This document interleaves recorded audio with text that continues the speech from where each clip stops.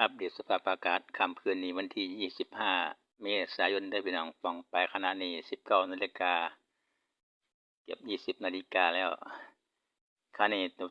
พบกลุ่มฝนกลุ่มใหญ่จากสปป.ลาวทางปากเซ่กำลังเคลื่อนตัวเข้าสู่จังหวัดอุบลราชธานีมุกดาหารเป็นแยกออกเป็น2กลุ่มหนึ่งเข้าทางอุบลตอนใต้อีกกลุ่มหนึ่งทาง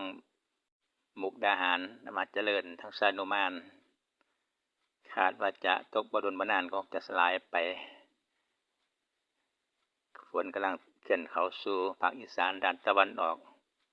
ตั้งแต่มุกดาหารจนถึงอุบลราชธานีเป็นแยกเป็น2กลุ่มเด้อพี่น้องกลุ่มใหญ่ๆกลุ่มหนึ่งก็อยู่แถวอุบลตอนใต้ทางอำเภอดุลทลิกน่าจะรวย